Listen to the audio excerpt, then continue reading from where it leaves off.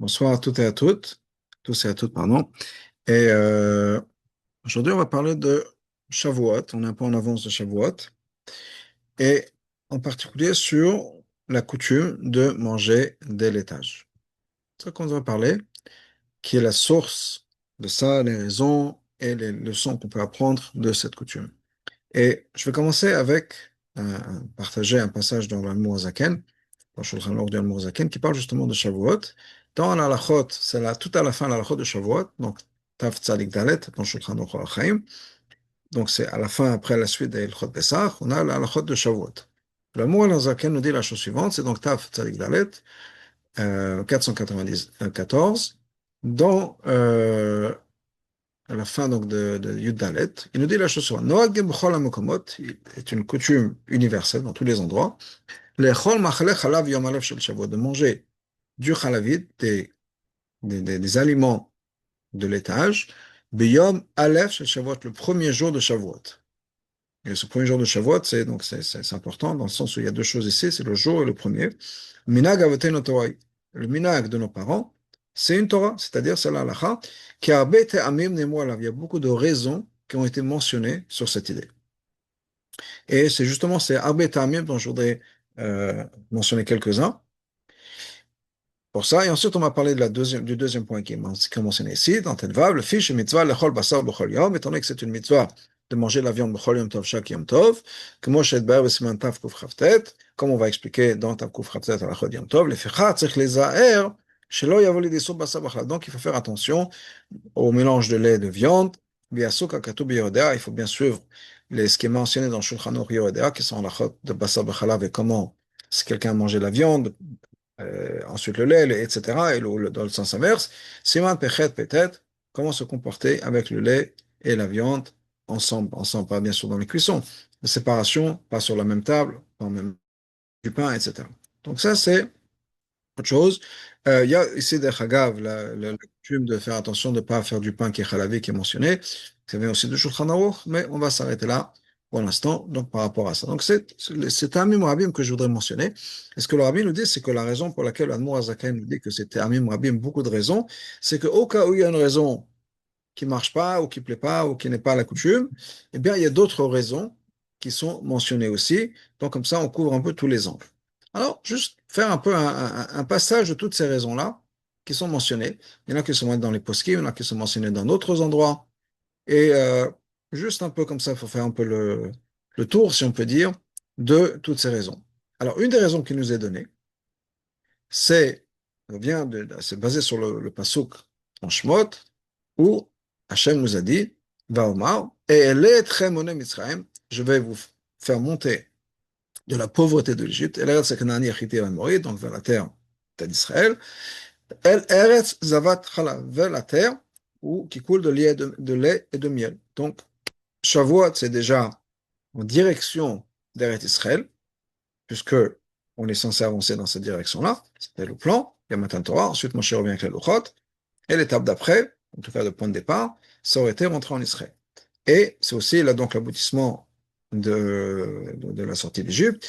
Et c'est aussi, Shavuot, c'est aussi lié à Chag Bikurim. C'est la fête où on célèbre justement Eretz Israël. C'est là où on amène les premiers fruits, où on commence à amener les premiers fruits qui commencent à être mûrs au Beth Amikdash. Donc on célèbre la terre d'Israël qui coule avec de lait et de miel. Donc c'est lié à ça. Ça, c'est une chose. Une autre chose qui est mentionnée dans les poskim, qui est que au moment où ils ont reçu la Torah, ils n'ont pas, ils pouvaient plus manger. La seule chose qu'ils pouvaient manger, c'est du halal. Et ça, c'est une raison qui est bien connue.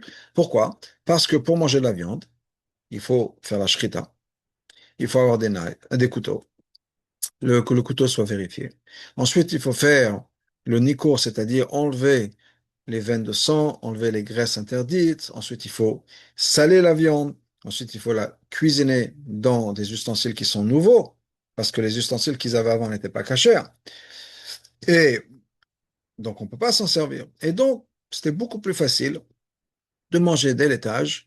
Et c'est pour ça, donc, c'est en mémoire de ça que nous mangeons du halal. On va revenir à ce point-là, parce que le rabbi en parle longuement.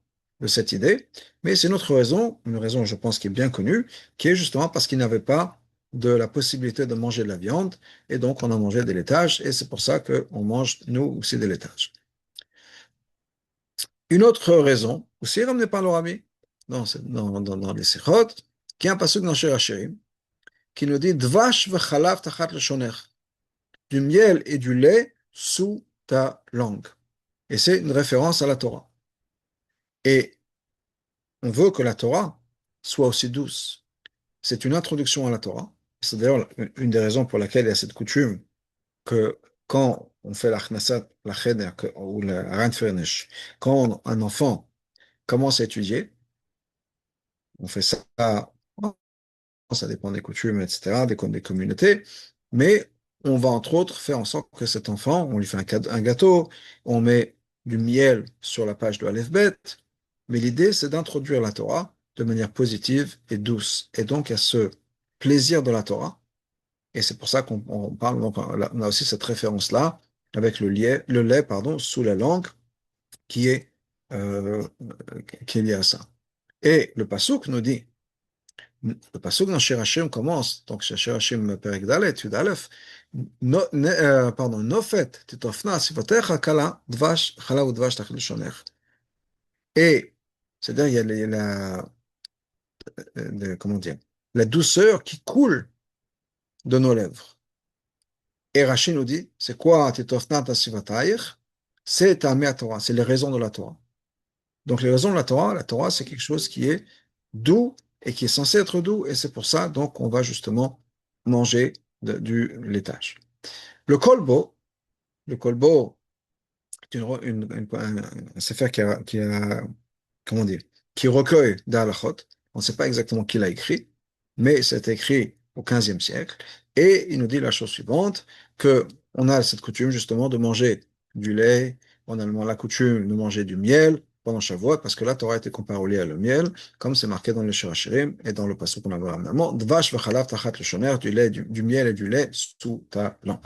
On a d'autres farim qui ramènent notre raison, que donc on a dit, le, la Torah a été comparée au lait, on a le passage dans Shir Hashirim, on a le moment où ils ont dit Kol asher diber Hashem naaseh v'nishma, au moment de naaseh v'nishma, HaKadosh Baruch Hu leur a dit Dvash v'chalav tachat le donc ce passage-là, c'est pas juste à n'importe quel moment, c'est que quand ils ont dit naaseh v'nishma, Hashem a dit ah, je pense qu'on dit en Jidora, c'est tellement doux, c'est matok, ce que vous me dites. Il y a cette douceur qui sort de vos lèvres, qui sort de votre langue. Et donc, pour se rappeler la douceur de la Torah, ce que Hachem a dit, que nous, on a dit dans des chemins, on a donc justement du laitage et du miel, etc., pour se rappeler de cette douceur, justement, et la douceur de la Torah qui est avec nous.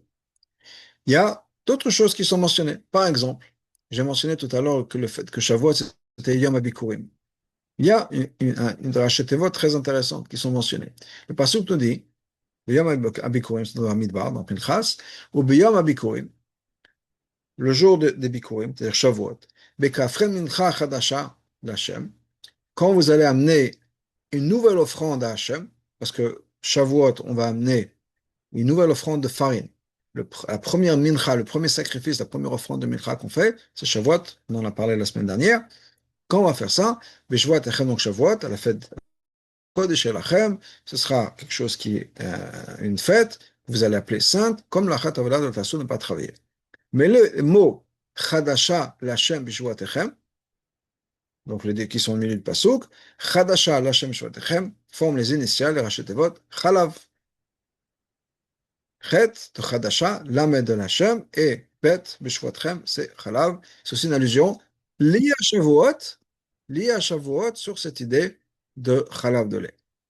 On a une gematria de Rabbi Menachem Mendel de Ropshitz qui nous dit que Chalav, c'est la gematria de 40. 40, c'est quoi? 40, c'est les 40 jours que Moshe a passé sur le mont Sinaï pour recevoir la Torah. Donc, c'est les semaines de 40 là. Okay? Donc, il y a cette idée-là aussi. Et il y a d'autres choses qui sont liées avec la Torah. Donc, les 40 jours sur le mont Sinaï. Le 40 jours aussi, la troisième fois, quand il est revenu avec les deuxièmes Luchot. Et on nous dit qu'il y a aussi 40 générations depuis Moshe Rabbeinu, qui est le début de la Torah, Torah Shebirtav, et le début de la Torah Sheba'al Peh aussi, jusqu'à la génération de Ravina et Ravashi, qui eux ont clôturé la Gemara Torah Sheba'al Peh. 40 générations, et ce numéro 40 aussi est lié à ça. Ensuite, d'autres raisons très intéressantes. Il y a un pasuk dans Tehillim, Har Elokim, Har Bashan, Har Gavnunim, Har Bashan. Okay? Har Elokim, la montagne d'Hachem. Har Bashan, la montagne de Bashan. Har Gavnunim, qui est une montagne avec plusieurs pointes, si on peut dire, Har Bashan, la montagne de Bashan. Mais Har Gavnunim, pour ceux qui parlent un peu l'hébreu, c'est lié aussi au mot de Gvina. Gvina, c'est une fromage, imaginez, une montagne de fromage, quand on parlait de montagne de fromage. Et donc, on a ce lien, ces choses qui disent que Mont Sinaï, le Har Sinaï, puisqu'on sait ça dont on parle, que Har Sinaï est lié au mot de Gvina, au mot de fromage. Mais il y a un gematria qui est lié à ça, que le mot Gvina, Gvina en hébreu, Gimel, Bet, Yud, Nun, He, à la gematria de 70, qui correspond aux 70 aspects de la Torah. Shivim Panim la Torah, 70 aspects de la Torah. Et donc, il y a aussi un secret ici dans ce concept-là, que le mot Gvina ressemble ou est lié aux 70 aspects de la Torah. Très intéressant. Et on va revenir à ce point-là aussi, parce que le rabbi, sans faire la gematria de Gvina, en tout cas pas de ce que je me rappelle, parle aussi de cette idée-là, Shavuot lié aux différents aspects de la Torah. Ça, c'est autre chose. Ensuite, on n'a pas fini. Une autre chose qui est liée avec le fait qu'on mange chalavi, c'est qu'on ne mange pas de viande. Qu'est-ce que je veux dire qu'on ne mange pas de viande? On va manger la viande en fait. Mais il y a un concept qui est d'avoir un autre repas à la viande parce que c'est déjà un avant-goût de Mashiach. À l'époque de Mashiach, qu'est-ce qu'on dit? Que le loup et l'agneau vont habiter ensemble. C'est-à-dire qu'on pourra juste avoir la même manière que les animaux vont arrêter de manger de la viande, si on peut dire. Eh bien, nous aussi, on mange pas, on n'a pas mangé la viande, mais on mange quelque chose d'autre. Une autre idée. Ok. Ça, c'est un autre point qui est ramené. Encore une fois, je ne sais pas si je suis d'accord à 100%, mais je voulais partager ça avec vous, dans le sens où on mange quand même de la viande, et on va aussi revenir, on va parler de ça aussi, qu'il faut quand même manger de la viande. On l'a vu dans le Mourazaken, qu'étant donné qu'il y a une mitzvah de manger de la viande Yom Tov, donc il faut faire attention. Donc, je ne sais pas si ça marche vraiment, mais c'est marqué, donc je voulais partager. Une autre chose que je voudrais partager, c'est quelque chose que le Rabbi ramène aussi, qui est la chose suivante. On a vu, on en a parlé tout à l'heure, dans le Pasuk dans Vaïkra, qui nous dit qu'il faut amener donc les Chachadasha. On amène donc ces nouvelles offrandes de farine, de blé dans le Beth Amikdash, qui étaient faites en pain. Le pasuk nous dit, t'as vu lechem tnofa, donc de vos endroits, là où vous habitez, vous allez amener lechem tnofa, donc du pain qui va être, comment on dit, balancé, si on peut dire, ou, qui est shtaim, deux pains. Shnei solim tiena chametz tafen b'kol Hashem, il faut que ce soit donc avec la farine fine, et qu'il soit du chametz, et qui vont être faits comme bikurim pour Hashem. Deux pains. OK? Et de pain, et à cette mise-là, donc d'amener, les premières choses qu'on va amener, c'est un sacrifice qu'on a uniquement à Shavuot. D'ailleurs, dans le Moussaf de Shavuot, c'est mentionné, on le mentionne dans les deux pains. OK? Et le, ce qu'on va voir, quand on va passer les choses que le rabbi mentionne, parmi toutes ces raisons-là, ce que le rabbi mentionne va relever, c'est justement ce point-là, que ces deux pains sont à remettre aux deux soudot, c'est-à-dire une souda chalavi et une souda bassari. Parce que quand on mange du lait et de la viande, on ne peut pas avoir le même pain pour les deux repas. Le Hadmour Azaken a parlé de ça, il a dit que quand étant qu'on fait manger, qu'il faut qu'on mange du lait et de la viande, les deux, il faut faire attention aux halachot qui sont mentionnés dans le Shulchan Aruch. Ça fait partie des halachot qui sont mentionnés, de ne pas avoir le même pain pour un repas de lait et un repas de viande. Okay? Euh, c'est cette idée-là des deux pains est aussi mentionnée par le Rama. Le Rama de Shulchan Aruch, le même siman que ce qu'on a vu dans le Mourazaken, qui est Tav Tzadik Dalet, 494, le Rama nous dit la même chose, qui est que, je vais lire le mot du Rama, euh, pardon, Noagin B'chol Makom, donc il est coutume dans chaque endroit, Lechol Machalei Chalav Yom Rishon Shavuot, de manger du Chalavi le premier jour de Shavuot. Nir Eliatam, le Rama nous dit, je pense que la raison est que Mosh Netav Shelin Shelokri L'El Pesach, c'est exactement la même raison que les deux aliments cuits qu'on prend le soir de Pessah, qui sont Zech el Pessah, Zech el Chagiga. Pour se rappeler qu'il y avait deux corbanotes qu'on amenait Pessah. Donc sur le plateau du Seder, on a deux choses. Enfin, on a plusieurs choses, mais entre autres, il y a quoi? Il y a le zroa, Chum Chabad, c'est un coup de poulet. Et ensuite, il y a un œuf dur. Pourquoi deux choses cuites sur le plateau? Pour nous rappeler le Zohar, ça nous rappelle le Korban Pessah. Et l'œuf dur, c'est pour nous rappeler un deuxième aliment qui était présenté, qui était sur la table du Seder, c'est le Korban Chagiga, un deuxième Korban. Donc c'est pour ça que on a deux choses sur le Seder.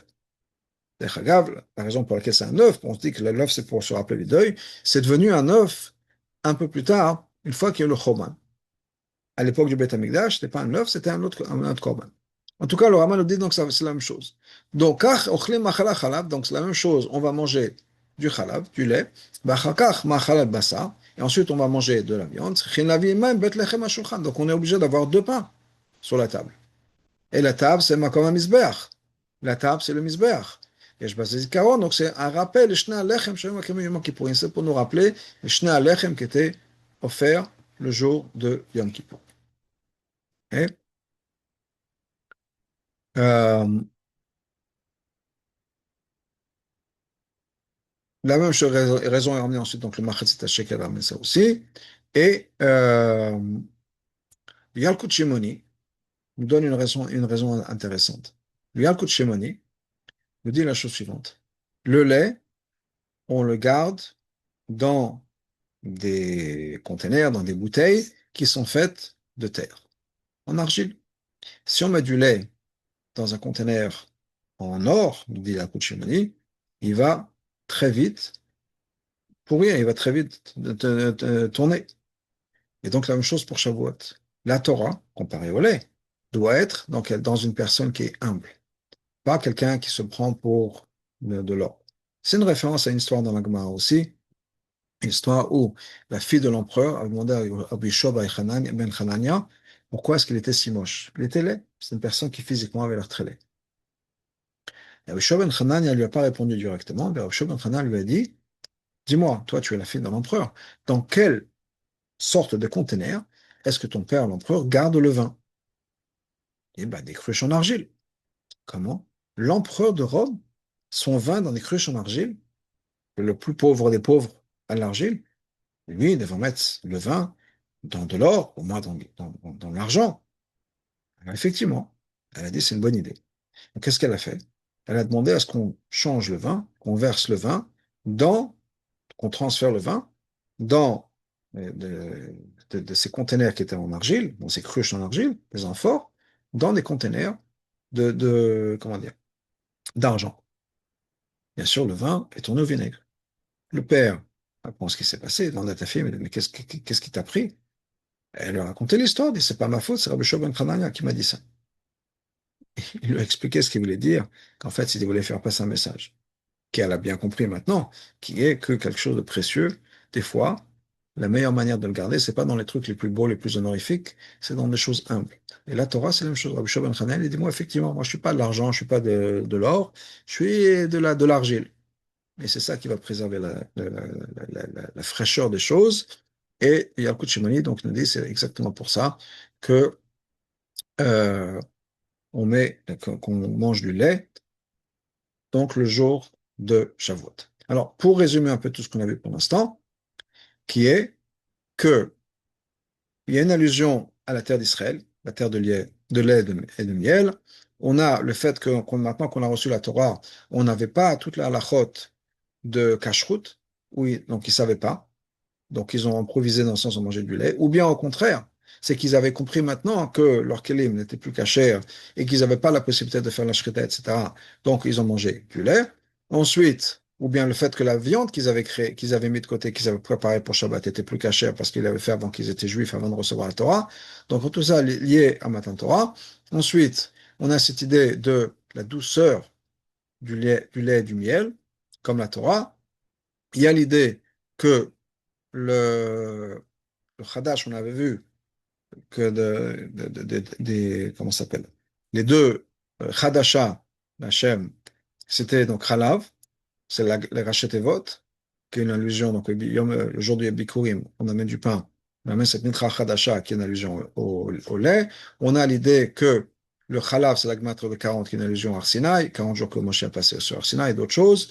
On a vu le mot de Gvina, qui est une allusion qui est à la Gematra de 70, 70 aspects de la Torah. On a vu les Shna Alechem, le deux pains. On a vu l'idée d'humilité, qui est cette idée d'être, que la Torah, comme le lait, doit être préservée dans quelque chose qui est humble. Donc tout ça, ce sont différentes raisons qui ont été mentionnées. Alors, que dit le rabbi sur tout ça? Que dit le rabbi sur tout ça?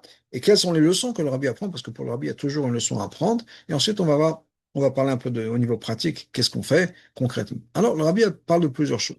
Le rabbi mentionne effectivement, dans les sikhot, les lettres, etc., plusieurs des points qu'on a déjà mentionnés, qui est Dvash v'chalat achat lashoncha, le plaisir, la douceur de la Torah, la douceur de l'étude de la Torah, en particulier l'idée d'étudier la Pnimiut Torah, le secret de la Torah, ou bien Tameh Torah, comme Rashi nous a dit, parce qu'on avait vu ce passage dans Rashi, Tameh Torah, les raisons de la Torah, les vraies raisons, c'est-à-dire les raisons cachées, les raisons de la Chassidoute.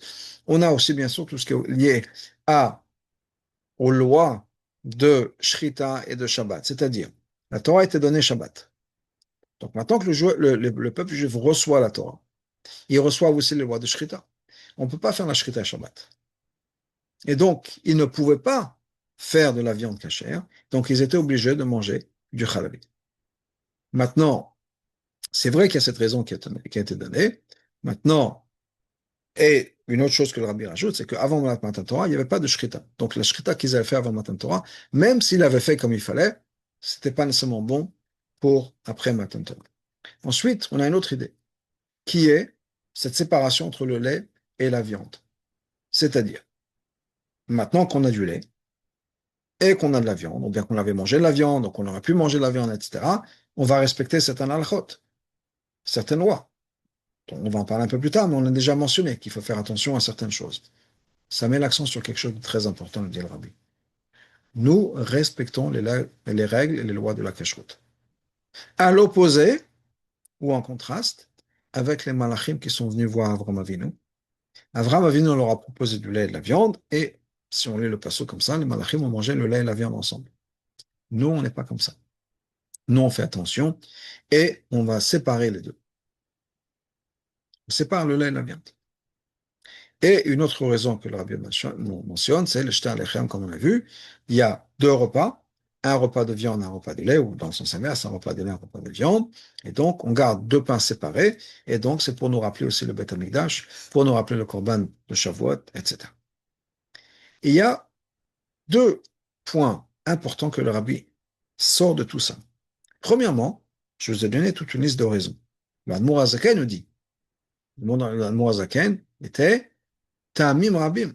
Arbe Ta'amim Nemwala. Il y a beaucoup de raisons qui ont été données. Okay? On en a mentionné quelques-unes. Et le Rabbi nous dit c'est quelque chose de fascinant.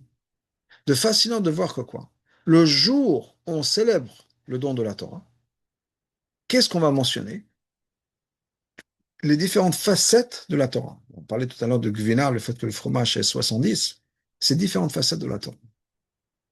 Ce qui est extraordinaire, quand on y pense, que justement ce qu'on veut nous donner, c'est le côté infini de la Torah. Sur chaque chose, et manger du halavi, manger des laitages, c'est pas Shabbat ou Yom Kippour. Mais même sur quelque chose comme ça, on a tellement de raisons qui nous montrent vraiment l'aspect infini de la Torah. Mais non seulement l'aspect infini de la Torah, ça reste toujours la Torah. C'est-à-dire qu'il y a cette idée de, de, de l'éventail, si on peut dire, de la Torah, de la possibilité de la Torah, et que tout ça, ça reste la Torah. C'est comme on parle d'Hachem, et Hachem se révèle et s'exprime avec tellement de manières. Par tellement de manières, je veux dire la création. En chassidut, on appelle ça même à l'école amine. Il y a des milliards et des milliards de grains de sable et des milliards de galaxies. Et sur la planète Terre, donc le grain de sable, et les pierres différentes, et les animaux, les formes de vie différentes, les plantes, etc. Hachem est infini. À l'intérieur du peuple juif, on a aussi cette chose-là. Il y a les 12 tribus, il y a les 70 sages, il y a les 60 Shivim Panim la Torah. Alors, ils ont part de 600 000 aspects de la Torah, de comprendre la Torah. Parce que la Torah, c'est infini. Et il y a tellement de manières de comprendre la Torah, tellement de manières d'avoir accès à l'infini de la Torah, parce que justement, c'est infini. Ce qui fait qu'il n'y a pas une manière et une seule manière de d'avoir accès à la Torah, d'avoir accès à Hachem. Et d'une certaine manière, chaque personne est différente. Parce que chaque personne a sa neshama, son shoresh neshama, ce qui fait que chaque personne, quand la personne va étudier la Torah, a quelque chose de personnel et de particulier à y trouver dans la Torah. Un message pour lui ou pour elle. Je partage avec vous une histoire, enfin une histoire, une anecdote que j'ai déjà partagée plusieurs fois, qui est que j'ai étudié pendant quelque temps le Tanya avec un monsieur qui habitait à Miami pendant quelques années, et on a étudié ensemble. Puis à un moment, il me dit, non, Fadarav, vous êtes bien gentil. Bon, et c'est pas exactement comme ça qu'il a dit. Il a dit, je vous respecte, etc. Bon, mais avec tout le respect que je vous dois, c'est, on étudie le Tanya. Le texte du Tanya, je peux le lire avec vous. Je n'ai pas besoin que vous le lisiez et le traduisez. Il y a des traductions. C'est quelqu'un qui était d'Amérique du Sud, il parlait l'espagnol, il parlait l'anglais parfaitement. Et il y a des traductions en anglais, traductions en espagnol. Je n'ai pas besoin de vous pour lire la traduction. Si vous voulez juste me lire et traduire, ou même expliquer, je prends les leçons dans le Tanya, je suis me faire Tanya et c'est bon. Ce qui m'intéresse, ce qui est important, c'est quoi? C'est qu'est-ce que le Tanya veut dire pour vous? En quoi le Tanya vous a changé? Quel est Qu'est-ce que le Tanya veut dire, encore une fois, pour vous? Et ça, c'est unique à moi. Alors, bien sûr, il y a des choses qui se ressemblent. Tous les gens qui apprennent le Tanya, plus ou moins, ont la même chose. Mais ça me parle différemment que quelqu'un d'autre, pour X raisons. À cause de mon vécu, à cause de la personne que je suis, à cause de mon caractère, etc., etc., etc. Il y a des choses qui vont me toucher plus dans le Tanya qu'une autre personne. Et c'est toute la vérité. Combien de fois on va dans la Gemara? Très amoré à l'Iba de Rabbi Akiva. Deux Tanaïm, deux élèves qui suivent l'opinion de Rabbi Akiva. C'est-à-dire, il y a un débat entre les élèves, chacun à sa manière. On est dans la période du Homer. Le Rabbi nous dit que les Talmidim de Rabbi Akiva, lo nagu kavod ze basé. Ils n'avaient pas le respect l'un pour l'autre. C'est de quoi ils n'avaient pas le respect. Chacun avait son approche différente. Et c'est normal. Cette chose, c'est qu'il faut pouvoir respecter l'approche de l'autre. Là, se dire que mon approche est la seule, c'est l'approche universelle, c'est la seule approche. Donc, dans chaque chose dans la Torah, il y a tellement de manières de le vivre, tellement de manières de le comprendre, etc. Et c'est ce qu'on essaie d'exprimer. La Torah n'est pas uniforme. Elle est peut-être universelle, mais pas uniforme, dans le sens où ça ressemble exactement de la même manière à tout le monde. On est tous censés apprendre la même manière, tous censés apprendre la même chose. Chaque chose parle de manière différente à quelqu'un d'autre. C'est ça qu'on trouve dans l'Agma, des histoires différentes. Il y a des gens qui étaient plus dans Diné Mamonot, dans les halachot qui touchent au Choshen Mishpat, au côté financier des choses, d'autres qui étaient plus dans les Surim, etc. Chacun, il y a des gens qui préfèrent étudier l'halakha, des gens qui préfèrent étudier le chumash, des gens qui préfèrent étudier le chumash, comment dire, oui, le chumash, ou la halakha, ou la gemara, ou la chassidut. Chacun a quelque chose qui le touche. Donc ça, c'est déjà un aspect. Il y a un autre point qui est important aussi, qui est la douceur. Toutes ces coutumes veulent exprimer une chose, c'est que la Torah, c'est quelque chose qui doit être agréable. La Torah, c'est quelque chose qui est doux et qui est une Torah de douceur. C'est quelque chose qui doit être agréable et doux. Et on essaie de transmettre ce message-là aussi. Pas que la Torah, ça doit être un fardeau, ni que la Torah doit être quelque chose qui est de restreint, qui est difficile, qu'il faut supporter, si on peut dire, ou bien qu'il faut arriver à tenir le coup. Non, la Torah, c'est quelque chose qui doit être agréable. Pasuk nous dit, Ta'amu uru kitoav Hashem. Goûtez et vous verrez qu'Hachem est bon. Qu'est-ce que ça veut dire? Même marquer le joug de la Torah, qu'il faut supporter le joug de la Torah. Oui, mais même ça doit être fait avec Geshmat. Ok. On dit que ça doit être fait avec plaisir. Qu'on a le srout, on a le mérite de pouvoir servir Hachem. C'est une opportunité qui n'est pas donnée à tout le monde. On a ce plaisir-là. Donc même ça, on dit, il y a tellement d'endroits dans la Chassidut où on dit que Yivdu et Hachem il faut servir Hachem avec joie. Même la tchouva, ça doit être fait avec joie. Et même le tachanoun et Hachem no baganu, ça doit être fait avec joie. Enfin, on est en train de servir Hachem. C'est une opportunité. Donc même ça doit être fait avec plaisir et avec joie. On veut le faire avec joie. Même la Kabbalah Torah, c'est un plaisir. Imaginons, je sais pas, si quelqu'un le mérite, non, et que, je sais pas, le rabbi l'appelle en disant, voilà, j'aimerais que tu me rendes un service, est-ce que tu peux aller me, je sais pas, poster une lettre pour moi? Ou me faire un café, un thé, rabbi buvait du thé. On serait tous en train de là. On serait heureux, on serait, bah, à qui le dire, à qui on peut raconter. Le rabbi est venu voir, il m'a demandé est-ce que je pouvais faire un thé. Et quelle route. Et là, c'est Hachem. Hachem nous donne, il dit voilà, voilà j'ai 613 mitzvot, on n'en fait pas 613 de nos jours, sans Beth Amikdash, etc. Est-ce que tu peux faire une mitzvah pour moi? Mais l'Admor Zaken nous dit, si on voit ça, on devrait. Kemaim apanim lapanim, si on se rend compte de du mérite qu'on a, que Hachem vient, et habite avec nous. Dans l'exemple, dans Tania, il parle entre autres de la sortie d'Égypte. Imagine le roi le plus grand qui va prendre un clochard dans la rue et qui prend le clochard et qui l'amène dans son palais. Il le lave lui-même, il le donne à manger, il l'habille, il lui fait les cheveux, il lui donne à manger, il l'installe à côté dans la salle du trône à côté du roi. Il dit, mais le clochard, il va être tellement heureux. Ben, c'est la même chose avec nous. D'abord, au niveau clan Israël, où on était des clochards en Égypte, si on peut dire, on était des esclaves en Égypte, au plus bas du bas. Et Hachem lui-même, le Ali des Malach, le des Saraf, c'est Hachem lui-même qui est venu nous sortir d'Égypte et qui nous a nourris pendant 40 ans dans le désert, bien sûr, après aussi, qui nous a habillés, qui s'occupe de nous. Mais merci, merci mon Dieu. Il dit, mais c'est la même chose pour chacun d'entre nous. Parce que chaque jour, Hachem est avec nous. Chaque jour, Hachem s'occupe de nous et Hachem est présent avec nous. Donc, et quand on fait une mitzvah, c'est comme si on prenait Hachem dans les bras, ou que Hachem nous prenait dans ses bras.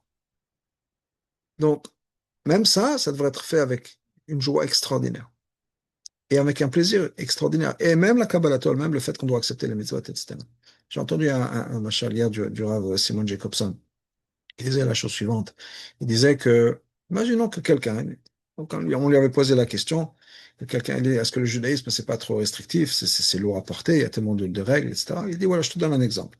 Imaginons qu'il y a quelqu'un qui vient te voir et te regarde. Je te donne 100 kilos de pierres. Tu les déplaces d'un côté de la chaussée ou de la rue à l'autre côté de la rue. Et après, elles sont à toi. Tu peux garder les pierres. Personne ne va le faire. Mais quel intérêt? Moi, je vais déplacer une pile de pierres de 100 kilos de pierres et mettre d'un côté de la rue à l'autre côté de la rue, et après, je peux les garder, mais qu'est-ce que je vais faire avec? Mais maintenant, la même chose. Imagine que quelqu'un va te voir en disant, je te donne 100 kilos de diamants. Tu les déplaces d'un côté de la rue, tu les amènes de l'autre côté de la rue, et après, c'est à toi. Et les gens ils vont courir, ils vont dire, donne-moi 200 kilos de diamants. 100 kilos de pierres et 100 kilos de diamants, c'est même le même poids, c'est 100 kilos. Pourquoi est-ce que les pierres, personne n'est intéressé, et 100 kilos de diamants, les gens vont courir pour le faire? À cause de la valeur de ce que ça a. C'est toujours le même poids.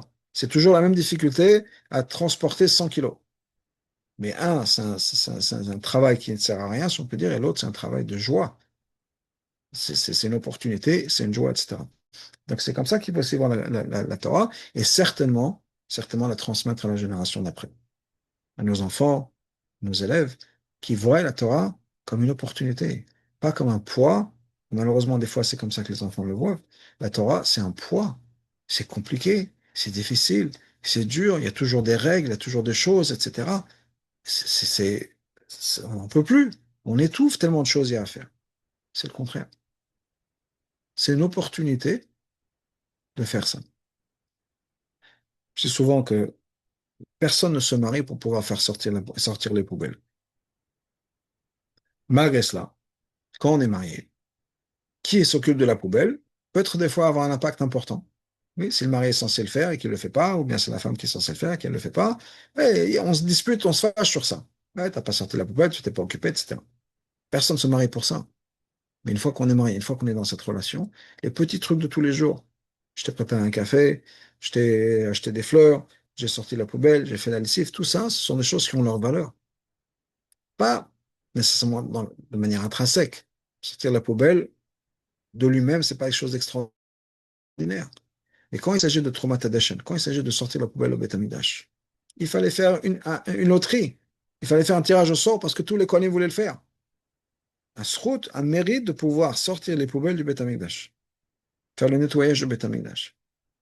À la maison, c'est la même chose.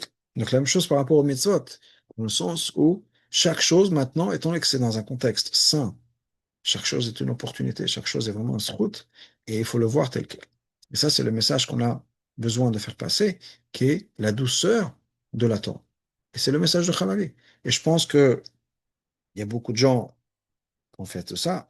On attend avec joie le gâteau de fromage de Shavuot, les glaces, quelles que soient les lasagnes, quel que soit ce que chacun fait. Mais on y attend. Pourquoi? Parce que justement, qu'on a su trouver quelque chose d'agréable, de doux, que les enfants vont se rappeler. Dont les enfants vont se rappeler, les enfants vont. On anticipe et on en parle et on le veut et on fait des plans. À quel moment on va manger ci, on va manger ça. Et on prépare les gâteaux, le fromage, on voit des gâteaux au fromage, on fait des courses, quelle que soit la manière dont c'est fait. Ça crée un geschmack, ça crée un peu d'excitement, ça crée un peu d'atmosphère autour de ça. Et c'est exactement l'idée. Quand il s'agit de Matan Torah, quand c'est la Torah, c'est une règle, c'est un jour agréable. On dit que chaque fête, il y a un problème autour de la nourriture. Oui, Pessah, il n'y a rien à manger. Sukkot, il n'y a pas où manger. Shavuot, il n'y a pas le temps de manger. Bon, Shavuot, il y a quand même le temps de manger, parce que Shavuot, c'est juste un jour ou deux. Un jour en Israël, 2 jours. C'est un an en Israël, il y a Shabbat tout de suite après. Mais c'est que sur un jour. Donc, qu'est-ce que je veux dire par là? C'est que il n'y a pas de Shavuot, il n'y a pas la restriction de il n'y a rien à manger. Il n'y a pas la restriction de il n'y a pas où manger, il faut une soukha. On mange. Et c'est le moment de Matan Torah. Donc, il n'y a pas ces restrictions-là. Donc, c'est vraiment cette idée de refaire sortir ce point-là, ce geschmack, ce plaisir qu'il y a dans la Torah, et qu'il faut voir ça avec plaisir, avec douceur, de faire attention, et de transmettre ça aux enfants. C'est ce qu'on fait avec les ice cream parties, les fêtes de glace et machin, justement, pour donner ce plaisir qu'on donne aux enfants. Et c'est important. C'est important de le faire. Alors, bien sûr, il faut respecter la halachot de kashrut. Bien sûr, kashrut, je veux dire, séparation entre le lait et la viande. Donc, il n'y a pas, parce que c'est le minag, on fait moins attention. Chacun a ses coutumes. Ensuite, il y a certains fromages après lesquels il faut attendre 6 heures. Consultez votre rave, consultez certaines choses. En général, les vrais parmesans, par exemple, il faut attendre 6 heures après avoir mangé, donc ça peut compliquer les choses. Mais quand vous regardez le fromage que vous avez, la liste des fromages que vous avez, consultez votre rave pour voir combien de temps attendre après le halavi. La coutume Chabad, c'est d'attendre 1 heure. Certains ont la coutume d'attendre une demi-heure, certains ont la coutume de ne pas attendre du tout. On se rince juste la bouche et les mains, parce que si on a mangé avec les mains, pour pas qu'il y ait de reste de laitage. Ensuite, on passe au repas de viande, ou un peu plus tard, donc tout de suite, encore une fois, en fonction des coutumes. Soit on se lave les mains, on se rince la bouche, soit on attend la demi-heure ou l'heure. L'heure, c'est basé sur le Zohar. Le Zohar dit qu'on ne peut pas manger du lait et de la viande dans la même heure.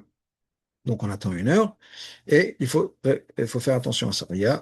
Bien sûr, il faut faire attention au niveau du pain, que le pain, ça doit être du pain séparé. On change la nappe, ou bien on met une nappe en plastique dessus pour l'un ou l'autre, en fonction de ce que vous mangez, ce que vous faites, etc. Mais c'est important, bien sûr, de respecter la halachot. Un autre point important, peut-être les gens ne savent pas, ou le savent, c'est qu'on ne peut pas manger du lait et de la viande dans le même repas. Ça veut dire quoi le même repas? Ça veut dire que si on a mangé du laitage, par exemple, on a fait maisonnotte, sur un gâteau au fromage, sur, je sais pas, des blintzes ou du lasagne ou n'importe quoi, il faut avoir fait bracha achrona. Si on a mangé un yaourt, il faut absolument avoir fait bracha achrona avant de pouvoir commencer le repas de viande. Si on a fait motzi, par exemple, on a fait motzi sur le repas de lait, on peut pas juste attendre 1 heure et ensuite on continue le même repas avec de la viande et ensuite on fera Birkat Hamazon après les deux. Non, il faut que ce soit 2 repas séparés. Donc, si on a fait motzi sur le halavi, on fait birkat Amazon. Ensuite, si on veut refaire motzi sur le basari, on refait motzi. Si on a fait bracha chona sur le halavi, on fait motzi. Il faut qu'on fasse un motzi, donc c'est yom tov. Mais en tout cas, important d'avoir qu'on ait fait une bracha chona, qu'on ait séparé bien les 2 repas. Donc ça, c'est une chose qui est importante. Et il est important de manger la viande aussi. Parce que c'est yom tov, et simcha et la bebasa. Yom tov, c'est un jour de joie, c'est moadim le simcha. Et Chazal nous dit que la joie, ça s'exprime entre autres avec la viande du vin aussi, mais entre autres, il faut avoir la viande, donc il faut aussi manger un repas de viande. Chacun en fonction de ses coutumes, chacun en fonction de ce qui marche pour eux. Il y a, bien sûr, en fonction des journées, on peut avoir le repas, il y en a qui ont le repas, je ne sais pas, prendre un café et un bout de gâteau fromage avant la tefila. Il y en a qui vont faire après le repas, on attend 1 heure, ensuite un repas de viande, il y en a qui vont faire ça, ils vont faire une sieste, et un peu plus tard dans l'après-midi, juste manger un petit bout de viande, et donc ils feront un motzi plus tôt, avec le halavi, et ensuite juste manger un bout de viande pour avoir de la viande pour un yotze. Bon, chacun en fonction de ce que ça marche, mais c'est important donc d'avoir fait motzi, c'est important d'avoir des laitages, c'est important d'avoir de la viande, tout sens. Pratiquement parlant, il y a des coutumes différentes. Est-ce que quand on le fait? On a vu tout à l'heure du Rama et le Hamourazaken a cette même idée que c'est Beyom, le jour, Beyom Rishon Shavuot, le premier jour de Shavuot. Ce qui voudrait dire au le déjeuner. Donc, on mange au déjeuner du Chalavi. Ensuite, comme je dis, on fait Bracha Chona. on se rince les mains, la gauche, change la table, la nappe si nécessaire, et ensuite un repas de viande. Et comme on a ramené du rama et du zaken, il faut avoir les deux, lait et viande. Beaucoup, on a coutume, entre autres chez les Sfardis, de manger du halavi qu'au petit déjeuner, en dehors du repas principal. Donc, et le repas principal, c'est un repas de viande. Ok. Le Ben Ishraï mentionne la coutume de manger du lait, mais il insiste que le repas d'Yom Tov, ça reste un repas de viande. Donc on aura du lait, un petit quelque chose, et de la viande. Ok. Il y avait une coutume qui n'est pas très commune de nos jours, qui est que Shavuot, on mange, chez certains Ashkenazim dans l'Europe de l'Est, de manger que du halavi pendant Shavuot. Encore une fois, ce n'est pas une coutume universelle, loin de là. Il n'y a plus beaucoup de gens qui font ça. Euh, comment dire? Et, euh, et encore une fois, après la halakha, on est censé manger de la viande. Ok. Euh, coutume Chabad, donc c'est de manger encore une fois, surtout le premier jour, de manger du halavi le matin. Euh, il y en a qui font ça donc avant le repas d'Yom Tov, c'est-à-dire on mange quelque chose de léger. Ça peut être, encore une fois, juste mezonot. Si on fait kiddush, donc après kiddush, il faut qu'il y ait mezonot. Comment manger mezonot? Mezonot, ça peut être une fois des crêpes au fromage, ça peut être des pâtes au fromage, des lasagnes, ou autre chose qui va être mezonot. Et ensuite, on fera motzi pour le repas de viande. Donc, plus ou moins les différentes options, bien sûr, en fait, comme vous avez la coutume, comme le minhag de votre famille, ou bien le minhag de votre communauté. Mais voilà, plus ou moins des différentes coutumes qu'il y a. Mais comme on l'a vu dans l'Admour Zaken, c'est important de respecter les minhagim. Et à Betami, il y a beaucoup de raisons qui ont été données. On en a donné pas mal. Et donc, important de respecter ça. Minhag Israël Torah, Torah, pardon, nous dit l'Admour Zaken, c'est considéré comme Torah. Donc, faites très attention de respecter ce minhag-là, de cette coutume. Et qu'on ait vraiment ce geschmack dans la Torah, qu'on puisse vraiment profiter et aimer être dans la Torah, et qu'on trouve ça une joie de pouvoir toujours étudier la Torah, et mes Hashem, qu'on ait la révélation des Torah Hadasha, des nouveaux enseignements avec l'ennemi du Mashiach très très bientôt.